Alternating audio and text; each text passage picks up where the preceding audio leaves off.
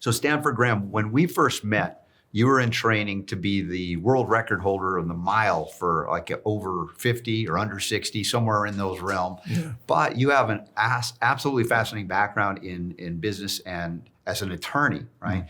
And the research that you have done as an attorney, it's fascinating how it relates to your discovery of what we've found in this cardio miracle. But maybe a little bit of the backstory as your other life as an attorney prior to cardio miracle. One of the more interesting things I did as a lawyer is put together international commodity transactions, which is a very highly regulated, very detailed process where you bring together a buyer and a seller in a very untrusting, an initial very untrusting relationship. Somebody says they have 100 metric tons of sugar they can sell to you a month. Put it on a tanker and send it from Brazil to Saudi Arabia. And somebody in Saudi Arabia or some other country is going to say, well, we have the funds to buy that kind of amount of sugar every month, and let's have our bankers talk and see, we can verify funds because we're not going to pay for it up front because you may not ship it. And the shippers say, well, we're not going to ship this unless you pay for it because you may not pay for it. But a very interesting way of doing business, which is fascinating to understand that there's so many tanker ships on the waters. If you could actually visualize the amount of ships on the waters at any given time on this planet and the way that they're moving through the Panama Canal or the Suez Canal to get food and other materials that we think just, we open our cupboards and there they are. We go to the grocery store and there they are. But the infrastructure that's necessary to make this world turn like that is absolutely staggering. And, people of goodwill get up and make that happen every day. And of course, there's some players in those organizations that get in the way of the goodwill stuff too. There are a lot of bad players. So you were negotiating $1 million deals before breakfast, multi-million-dollar deals. Large, very large deals. Yeah. And so your development in terms of your athleticism, because when we connected and talking about this cardio miracle and what it was all about, I had already achieved a lot of goals health-wise in recovery from chronic disease in my young life to be healthier in my older years. Yeah. Yet, I was being told by John Hewlett and then there's more. And this particular product drew me in because of your tenacity and what you were achieving at the age you were on a world record level type pace. And so talk about the facilitation of high level athleticism. What does it take? And what is it about Cardio Miracle that facilitates that possibility? Yeah, I'd say my athletic career started when I was a freshman in high school. Because the first day of gym class, we had a challenge, an open challenge. All the guys are there. And it's how many chin-ups can you do in a minute? How many dips can you do in a minute? And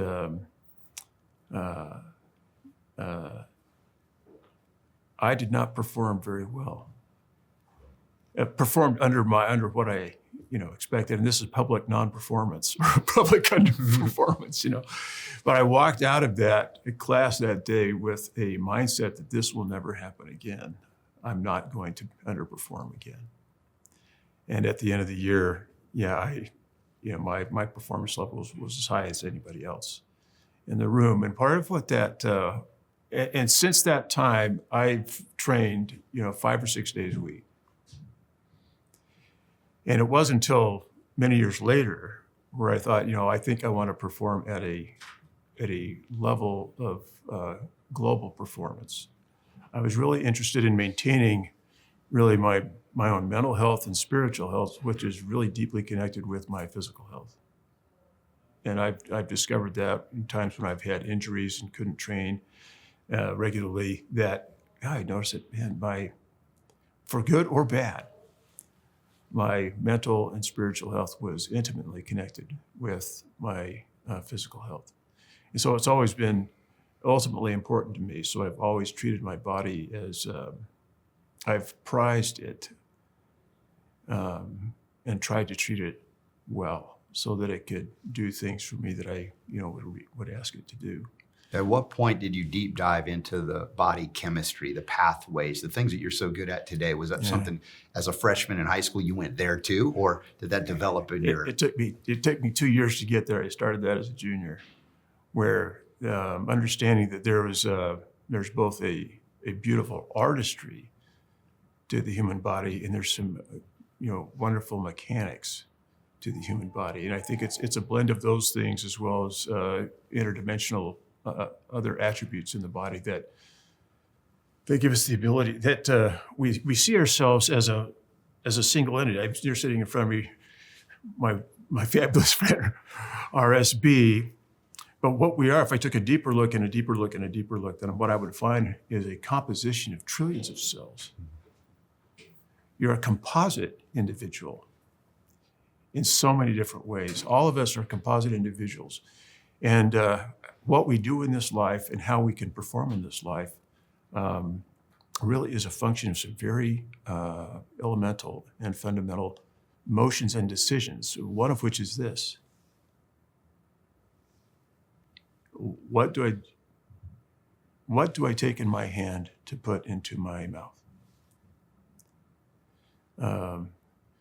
The idea, if we stop and think about it, the idea that I would take a substance that the origin of which is unknown, the care for which is unknown, the transportation for which is unknown, the preparation for which is unknown, and take that thing and put it into me.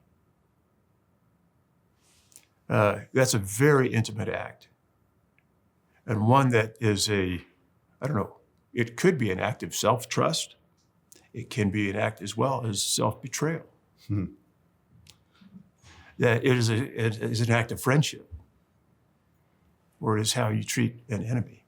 Are you talking about your journey from unconscious eating to conscious choice and what would put in to fuel the body that you had and have, and you wanted it to achieve things that others might say were impossible? Yeah. And that's a journey I think we're all on to figure that out. But again, you dug deep into that. And I think by the time we met, you were already going into those peer-reviewed articles about the pathways, what can we do to support them? Right. And so I was learning as well about this beautiful symphony of things that John Hewlett put together to help my body eventually. But you've already seen extraordinary things happen as you were looking to enhance variables that seemingly were difficult or out of our control. Can you describe what this ENOS is, ENOS, as a parameter? Yes. And part of the appreciation I got for this, just a quick footnote, is we had a set of encyclopedias in my home. And one of those encyclopedias, there's pages where there was on one page, the form of a human body, and then there were several pages that were plastic. And one page would represent the circulatory system. And you'd lay that over on I remember top of the those. body. Yes. And then the digestive system. And I was absolutely fascinated. Like, oh my gosh, this is what I look like on the inside. It gave me an appreciation for what's happening on the inside. And there is something that we can do about the inside from the outside. Like, I'm driving this. I'm the captain of the ship here. I get to make decisions about how all these systems are going to function so they can serve me. Everybody gets the idea that you can buy a car. I don't care how much money you spend on it. You don't put gas in the tank. It's not going to function as a transportation vehicle, which is built to do, unless you're buying it as an expensive paperweight. So what you put in the tank matters. High performance fuel, that matters. Low performance fuel, that matters. Same thing with the body. So it's not a complicated issue. As it relates to ENOS, ENOS is a fuel that the body produces internally. It's a gas molecule that is produced by the endocrine system. We've talked about this is a fascinating structure. We have an endocrine system that governs so many mechanisms of the body in terms of producing secretions like hormones. That it reaches from our brains, it reaches into our adrenal glands, it reaches into our reproductive system. This endocrine system is embedded in our circulatory system because the largest organ of that endocrine system is the inner lining of our blood vasculature and our lymph vasculature. For everything that goes in and everything that comes out, the single cell surface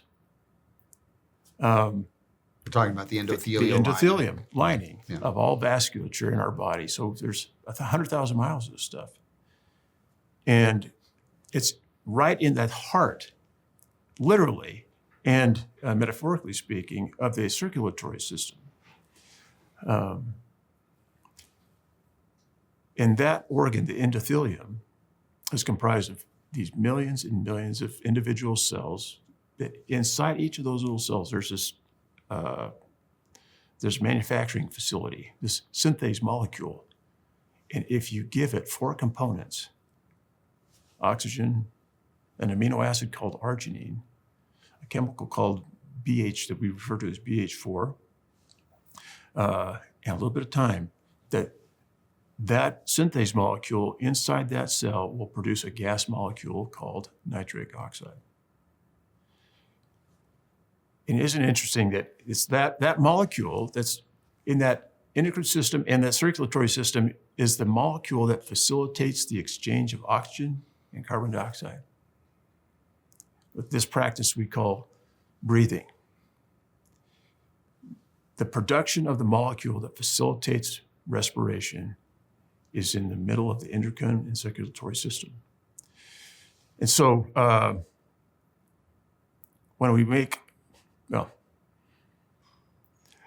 one of the ways I've looked at life since I had the push-up, the chin-up, and the dip, the challenge in high school was how can I maintain the performance level of my body?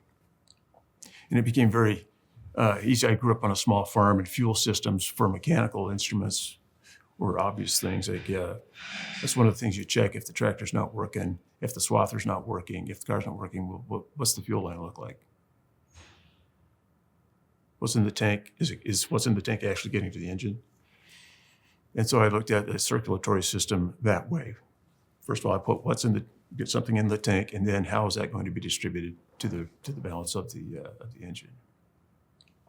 To understand years later that because this was only learned, Robert, in 2014.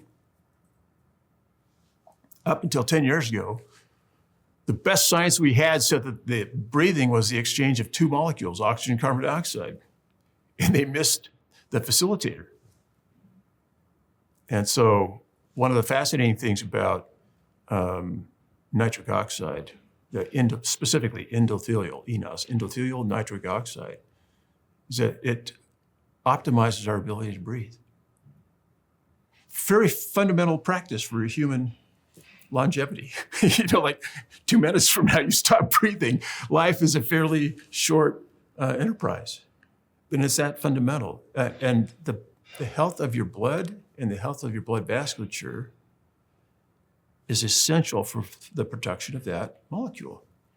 Your consumption of arginine, whether it's unconscious or conscious, is going to drive, because arginine is the sole fuel absolutely necessary for the production of that gas molecule, nitric oxide, to do something as simple as to facilitate breathing, which is the first of dozens and dozens and dozens of mechanisms of action that it drives in the body. But there's a trap there too, isn't there? When we get down to that level of detail and specificity, and we see one pathway fed by arginine that is so critical to everything, that we can lose sight of that forest, can't we? Mm-hmm. And this is where a lot of people have gone wrong, even trying to do the right thing. Yeah. And then you back out and go, all right, what are the relationships that aren't looked at when we go down to that deep level of it? Genuine excitement for those of us who are eggheads and love the science.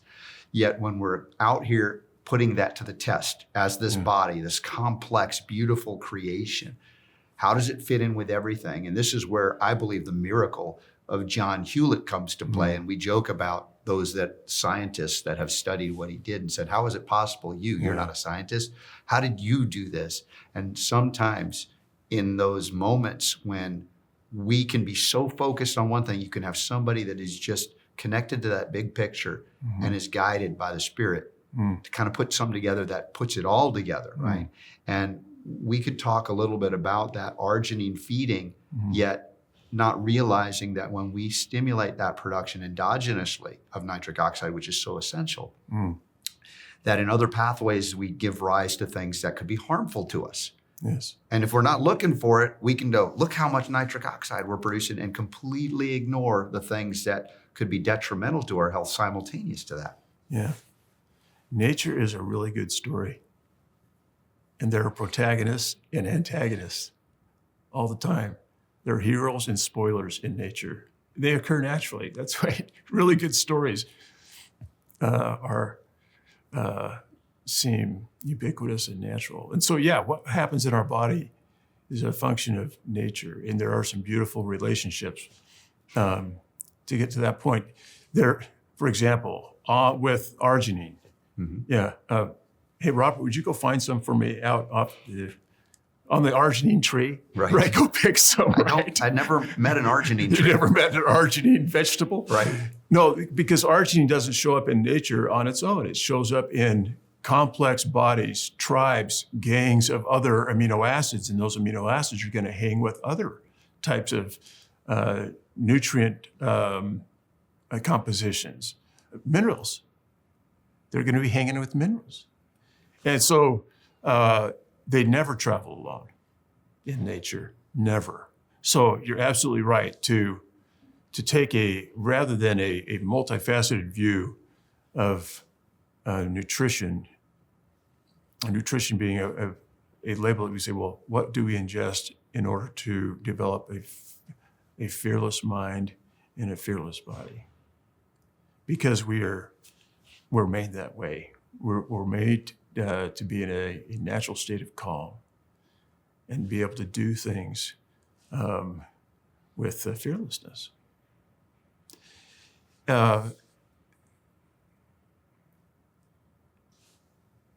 Amino acids don't travel individually, so to suggest that, hey, if you'll take one amino acid, you can solve all your problems is a story that doesn't hold.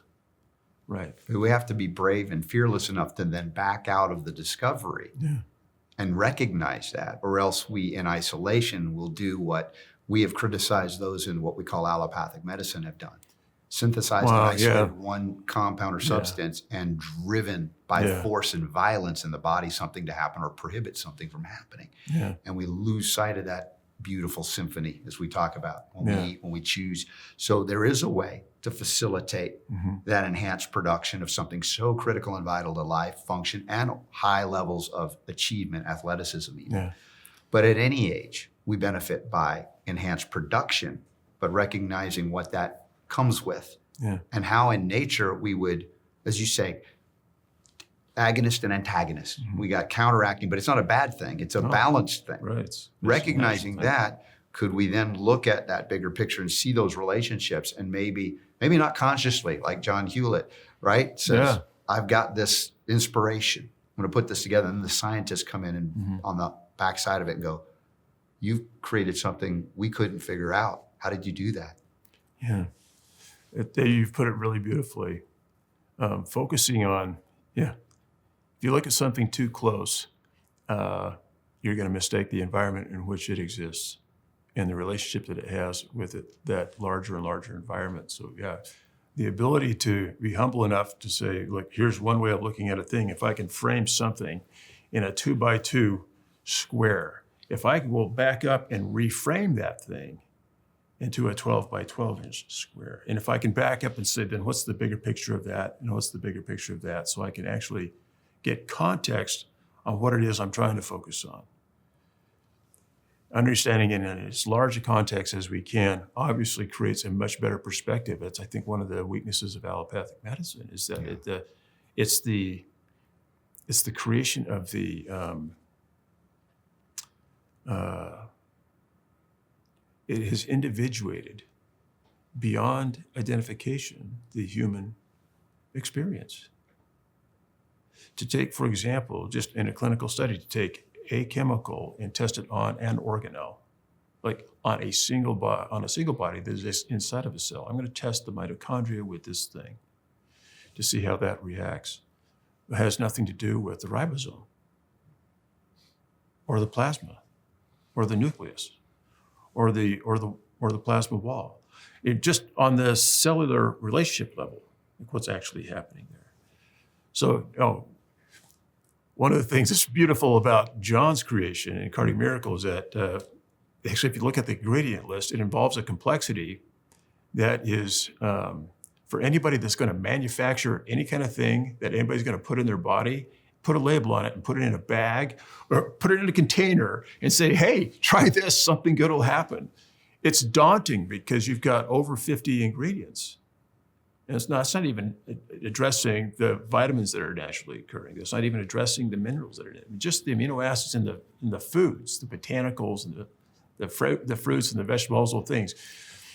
Okay, we're going to take 52 separate items and we're going to blend them together, make them palatable, so that you're not regurgitating them after a few minutes or so after you ingest them. But then have that composition, that beautiful orchestra, or I've called them musicians because these are active. These are movers. These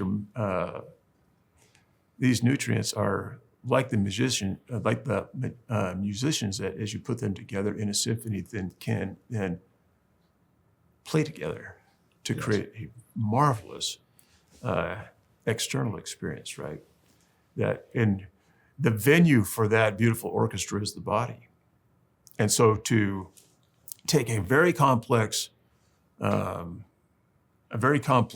product like Cardio Miracle, and then test and evaluate every single ingredient and every nutritional component of every single ingredient and every mechanism of action of every single ingredient. In Cardio Miracle, we're talking over 800 mechanisms of action. And then test every one of those 800 mechanisms of action against every other biosystem, against the human genome, because that was part of that in silico study, using over 17 million scientific abstracts, quantification for quantitative data. Say, okay, so how do these things mesh?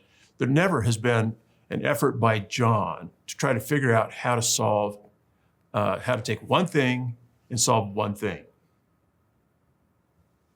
It's been a much larger picture, say, how do I take as many things as I can to create the most beneficial impact that I can, that starts from the center and then radiates out. And I see Cardio Miracle really functioning that way because it's, I look at the process of approaching death really involves the slowing of your blood, really more than anything else. If you take a really deep look at it, you can measure somebody's health by the speed of their blood and the viscosity of their blood and the other qualitative factors of their blood, and then the constituents that it's able to carry, that it ought to be able to carry. And so the slower the blood is, the thicker the blood is, its inability to perform its function increases, which moves the container of that blood, the person's body. If that's my blood, then my container of that blood, my body, that moves me closer in proximity to what we call death than it does from a vital life. As a vital life is demonstrated by activity. Mechanical activity, where our bone and muscles actually function, they contract and relax, all these things, how they move, the synchronicity of those movements, brain functionality and movement. We talk about ease of flow. Yeah. And even in the martial arts, the movement, the efficiency of the movement. And in that context of flow and the speed of flow, I want to come back to the isolation talk discussion. Let's say we flood the body with arginine. Yeah. We stimulate nitric oxide production, but we ignore everything else that comes up, one in particular substance known as peroxynitrite. Right. And let's just say we go all in, we're athletes, we're pushing, we get this boost of nitric oxide. What do you see as a fundamental flaw there long term? We might have a quick boost and feel really great suddenly, but how do we deal with that rise of peroxynitrite and how does that impact our long-term goal of staying alive and Yeah. vital and flowing. Isn't there a detrimental side to that if we ignore the symphony discussion we're having? Yeah. And we'll come right back to the story of a story of nature in the body at that fundamental level. We say, well, we have the protagonist of the story, nitric oxide, that does these wonderful things to facilitate these breathing and other, improve the health of your blood, all these wonderful things. The process of nitric oxide production inevitably produces the antagonist, the peroxynitrite molecule that you mentioned. And interestingly, you have nitric oxide, which is nitrogen and one NO. It's one nitrogen, one oxygen. Then peroxynitrite is the same components, but just more oxygen. So they're built out of the same mechanisms, just different numbers. But this peroxynitrite molecule is in effect the exhaust of the nitric oxide synthase production facility. But it's an inevitable output. That fascinated me when I read the first study, what we call the Malinsky study, that was completed by Dr. Tadeusz Malinsky at Ohio University, on cardiomiracle, that it fascinated him to see the high production of nitric oxide that cardiomiracle induced endothelial cells to make immediately when they were bathed in it. And then as he was measuring the outcomes of that process, he found that the peroxynitrite production was like almost 50% less than what he expected, what it ought to be in nature. It's like, well, how in the world is that happening? And the peroxynitrite is a brigand. It is a bad actor. It has its purpose, but It's very inflammatory, Yes. pro-inflammatory molecules. yeah, we talk about reactive oxygen ROSs. It is one of those. Malinsky stated that it is the most dangerous oxidative molecule in the human body. Right. So what would we perceive would happen if we stimulate that and don't counter the exhaust? Right. So if you're saying, look, I'm dosing, I'm pounding arginine, whether just diet and supplementation, and I'm not buffering that with anything else, because you don't find arginine alone by itself in nature. So if you take it that way, you're going to get some bad outcomes. And one of the bad outcomes would be an overproduction of peroxynitrite, which means you're going to start fracturing mitochondria. You're going to actually start fracturing DNA. You're going to go through metabolic destruction, thinking that I'm helping my body by arginine dosing because I hear that arginine really helps do good stuff. So yeah, the beauty of John's creation with cardiomiracle is that there's as Dr. Malinsky described it, there's a component of the ingredient list that is a nitric oxide production facilitator, which is the arginine and the citrulline, et cetera, these amino acids. And then there's another component of the ingredient list that he said that must be the down-regulator of the peroxynitrite, and that these, which are all these anti-inflammatory foods and all these antioxidative foods, he said it's the synchronicity of these two components. If you break the ingredient list out, it's how these two act together that he says we're producing this beautiful ratio of nitric oxide relative to peroxynitrite. And he was totally fascinated because I heard him tell John this statement to John on the phone. He says, I don't know how you figured this out, because I've been trying to figure this out for years. Because as you know, his lab at Ohio University was the first lab in the world to measure in real time nitric oxide production from human endothelial cells. So this guy's in the game. This is like, hey, this is my game, John. Where'd you get the damn jersey? Like, who invited you to the team? Get on the team. Yeah, you figured this out already, and I'm coaching this, and I'm doing all this, and you figured it out. What in the world? Mm-hmm. So it was a wonderful outcome. So of course we've seen a lot of science since. Now, I think perhaps Dr. Malinsky was looking in a small frame, and John was looking at a really big frame.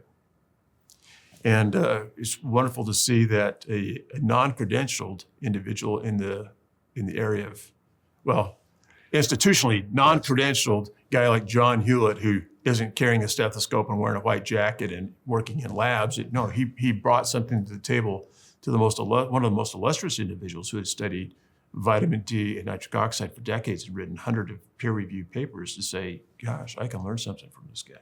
I think what I've learned here just talking to you is that, and it's true in history, most of the greatest scientific breakthroughs have not come from credentialed scientists within institutions, but those that think outside of the box, the confinement or the tiny little box, and allow for that spirit to flow in where it had been blocked by strong mental constructs and limitations, as much as that's brilliance that can be found there. And that's what I love about this discussion with you, Stanford. The ability to go into the microcosm, back out to the macrocosm and see the relationship. And now we can come out and achieve extraordinary things, which you have in your life. And I've found by applying this cardio miracle into my life, even though I had achieved great things, that it took me to whole other levels of fitness, achievement, recovery, right? Speed, endurance, beyond what we have considered in the West, you know, your past your prime scenario. We have to rewrite those books. Yeah, that's I don't like that. I don't like that perspective. The past your prime. I'd like to find out who said that first and what the hell were they selling? Can we beat them? I said, what are you selling, man? Yeah, right. If you're going to say that, Yeah. what are you selling? Yeah. Because I don't think, I think that the body is relatively agnostic to the number of times that it circles the sun. I just don't think it cares that much. I think we're taught to think that it What are we matters programmed more. to believe about it? Yes, what we're programmed to believe. It tends to honor, just like the work of Bruce Lipton, you know, the biology of belief. You believe something, your genes will alter in accordance with that belief system. Yeah. Your thoughts and beliefs matter. I appreciate you bringing him up because he was thrown out of the institution. Medical doctor, and they tossed him. Yeah, they tossed him. You know, I had a visual come up in my mind just a few minutes ago when we talk about how focus can serve us, but it can also deceive us. My father grew up on a eastern Idaho potato farm. My paternal grandfather raised potatoes, and I look at photographs from that farm, and you know, they plowed fields with horses. They plowed fields with horses. They used horses, and those horses inevitably had these blinders on, right? They called them blinders because they want the horse to focus on going straight. We're going to plow a straight furrow. I don't want you to get distracted with all these other things. I don't even want you to see your partner over here who's helping to pull. And sometimes I've looked at the institutional way that we get the credentials are identified and awarded. Say, well, you're going to get a PhD because you focus on this much knowledge and go this deep. And perhaps there is value in that. And I think there'd be greater value if they said, well, great, once you achieve that, can you just take these things off, take those blinders off? Because whatever you discovered is happening in a massive context. The horizons go on forever. So it's true, you know, you may find things that are hold in this context, but remove the blinders and see. I think that's what John Hewlett brought to this science of nitric oxide, unbeknownst to him even, as you say. Yeah. And credit Malinsky for acknowledging it and also applauding him ultimately and the work that he did as well. Yes, he did.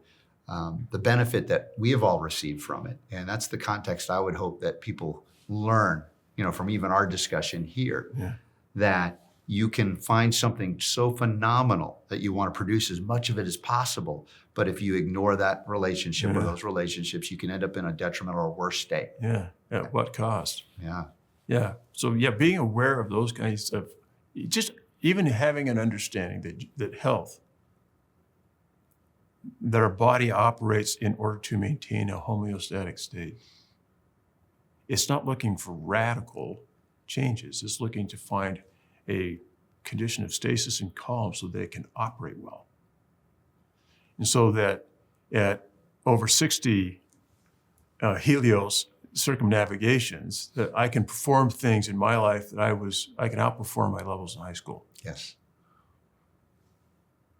And if I can do that, that means pretty That's much been my every experience human as well, can do yes, that, with right? the cardio miracle especially. It took Yeah. me to whole other levels, but Yeah. that's the bigger picture here. Yeah, And there's so much more to talk there is, about. boy, Discuss. there's. Yeah, we could Let's talk forever. let's So, talk about the freedom to know this kind of information Mm. and then to act on it. Yeah, We have regulatory bodies in our government that have been captured by industry that Yeah. does not want healthy people because they don't only profit when we're sick. It's- And there was a recent Supreme Court decision known as the Chevron decision that was overturned by the Supreme Court. Yeah. And from my understanding, the Chevron initial decision made every suit against the government or the agencies, they would defer to the expertise of those within the agencies. It was a deference, they called it, Chevron right. deference Yeah. to these industries like, well, I'm saying regulators like FDA, Yeah. was captured. So the deck was stacked against anybody wanting to promote or innovate scientifically in a natural sense, Yeah. in a non-drug sense. Yeah. But recently it was overturned. What do you see as the changing environment right now for health Yeah. freedom, communication, Yeah. maybe access to this? Yeah. To start that answer, I would say I never thought I would live to see. I never thought I would live to see Chevron overturned. It was a 1984 Supreme Court case, another kind of auspicious year, right? A 1984 Supreme Court case where the Supreme Court, the judiciary, the federal judiciary, decided that the executive branch, the regulatory system, the administrative state inside the executive branch, and those bureaucratic experts deserved the discretion of the court, of the judicial branch, in areas of scientific inquiry, discovery, et cetera, because we have this federal bureaucracy built up in the executive branch, the administrative state, the alphabet soups, the FDA, the FTC, EPA, et cetera, composed of non-elected, appointed experts that by definition must have blinders, because that's how you achieve expertness, is you fail to see the context in which you're operating, because you're only worried about your context, nobody else's. So the Supreme Court, makes the decision in the Chevron case to say from here on out, the federal judiciary will defer to the knowledge and give discretion to the knowledge of the experts from the federal administrative agencies in any question. An agency, Any regulated industry, we're Right. going to give those, the executive branch experts, the discretion and deference. there could be controversy too, right? Because usually the suits would bring controversy to the perspective of Sure. the regulators. And yet the deference was given to the regulators, even in the midst of extraordinary science that would say, but they're wrong. And the courts would end up. Yes, and we've experienced this in a hyperbolic manner just in the last 3 years. In fact, even here in Utah, when a number of really phenomenal men, George Wentz, David Martin, Devin Griner, the Griner case that was brought in the federal district court here in Utah, to say, look, I have the right not to be coerced into taking a medical treatment. And while the experts were calling this medical treatment a vaccine, and the question that was proposed in that federal case and others like it was, Judge, will you please make a factual determination based on submitted evidence that the thing in this syringe is not a vaccine based on it doesn't inhibit propagation.